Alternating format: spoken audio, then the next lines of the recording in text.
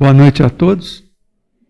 Então, gente, a questão aqui do Evangelho, os motivos de resignação, o maior motivo de todos, primeiro, nós somos espíritas. E todo espírita, ele tem obrigação de, ao longo da vida dele, estudar o quê? As obras básicas da doutrina espírita. Concordam comigo? Então, pelas obras básicas, o que a gente desenvolve com o estudo das obras espíritas? Nós desenvolvemos uma fé raciocinada, uma fé inabalável. Como dizia o Kardec, a fé inabalável é aquela que encara a razão, face a face, em qualquer época da humanidade. Então, quer dizer, tendo em vista essa fé, nós temos a obrigação de quê? De nos resignar àquilo que não tem o que mudar. Então, por exemplo, as pessoas falam, mas eu tive um prognóstico médico, que eu vou morrer dentro de 6 meses. Estou com câncer e o médico me deu 6 meses. Bom, é claro que o prognóstico médico é respeitável, mas a gente tem que lembrar, gente, que acima de um prognóstico desfavorável está o quê, gente? A vontade do Pai maior, de Deus, e a misericórdia divina. Eu, por exemplo, já acompanhei um monte de gente que teve o seu prognóstico desfavorável de tantos meses de vida, e o sujeito já passou 30 anos, está vivo aí. Ó. Então, quer dizer, tudo está na mão do Pai. E a gente não deve o quê, gente? Porque muita gente acha que a resignação, ela tem a ver com desistir, com a desistência. Olha bem. E resignação não tem nada a ver com desistência. A gente não tem que desistir. Tá? A gente tem que ter o quê? Uma resignação que a gente chama de resignação dinâmica, proativa. Que é aquela resignação que você fala, não, tudo bem, mas se eu tenho condições, eu vou procurar ajuda. Eu vou procurar um outro tratamento, o médico me deu um prognóstico. Quer dizer, a ciência, ela chegou no limite. Quer dizer, chegou naquele limite, o médico falou, não tem jeito mais, então vamos procurar. E a gente sabe muito bem que o tratamento espiritual funciona, tá? A pessoa pode procurar o que ela quiser, ela não pode o quê? Sentar na mesa e falar assim, agora eu vou guardar os meses lá para a minha desencarnação. A pessoa tem que o quê? Ir lutando. Como diz o caipira, a pessoa tem que procurar secar o bagaço, tá? Se tiver uma gota ainda de água, vamos beber aquela água. Não pode desistir. Tá? A pessoa tem que ter o quê? Tem que ter bom senso. Estou com um problema sério, vamos tentar resolver. Agora, o contrário, por exemplo, acontece, que eu já vi acontecer, uma mãe perdeu um filho com câncer no pâncreas, foi um câncer muito rápido, e essa mãe, ela ficou o quê? Ela ficou insubmissa à vontade de Deus. Ela não aceitou a morte do filho. E ela começou a falar, não, agora eu quero morrer. Eu vou morrer, eu tenho que morrer para ficar junto do meu filho. Porque eu não consigo ficar sem meu filho. E o pessoal tudo dando conselho para ela, conversando. Oh, minha senhora, a senhora é espírita, tem que ter paciência. Ah, mas eu não acredito mais em nada. Como é que Deus deixa meu filho morrer? Então a pessoa ficou insubmissa e resignada. Aí passou lá quase um mês, essa senhora ela desenvolveu uma infecção generalizada, tá certo? Em questão de 10 dias ela veio a óbito, ela desencarnou, por causa daquela infecção.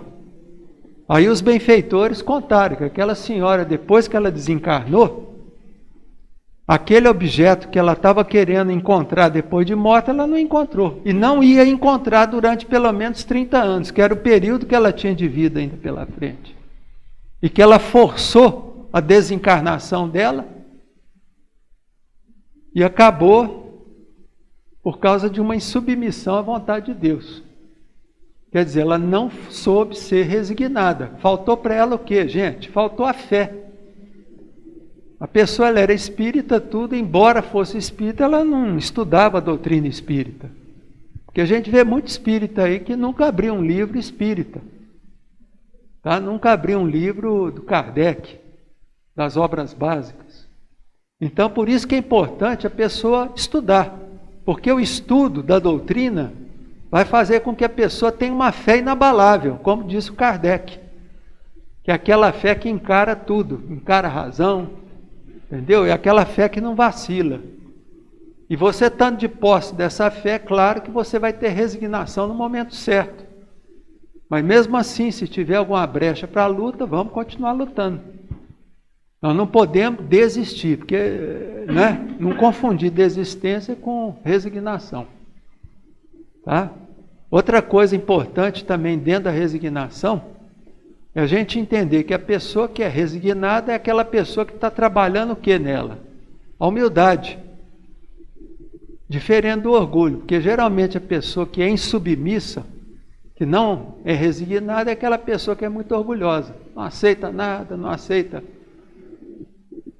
doença que às vezes tem, não aceita as dificuldades que está passando e não quer mudar.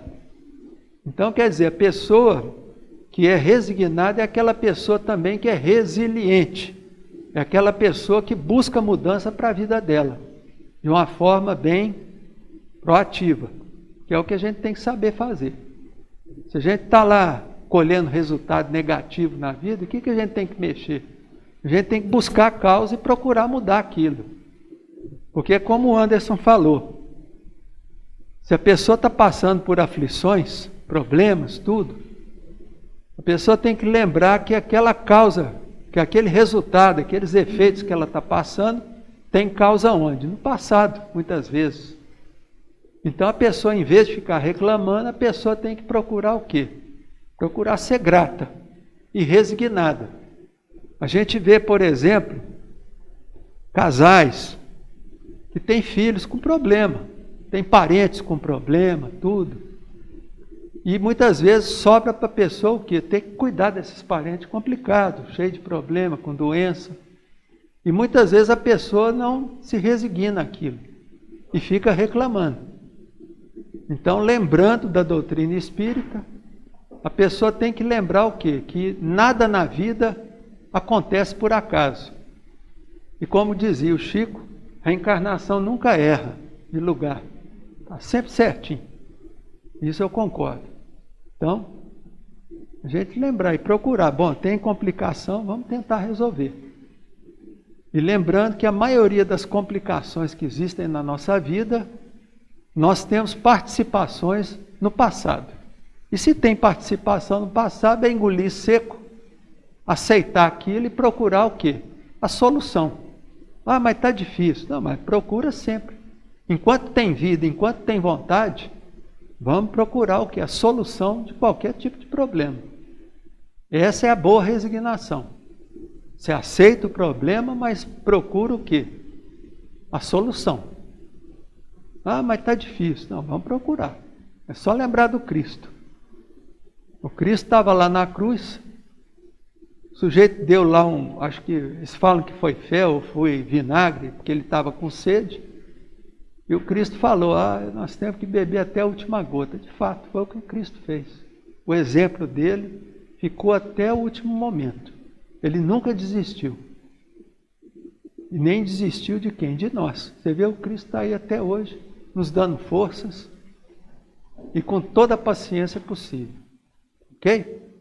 Então vamos pensar nisso e lembrar que a resignação, todos nós um dia, quem ainda não teve a oportunidade de ter que exercitar a resignação, com certeza um dia vai ter.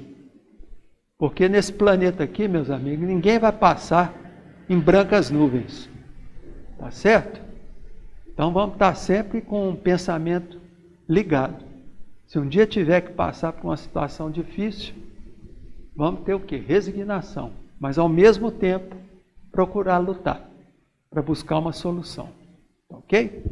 Então, muito obrigado, uma boa noite.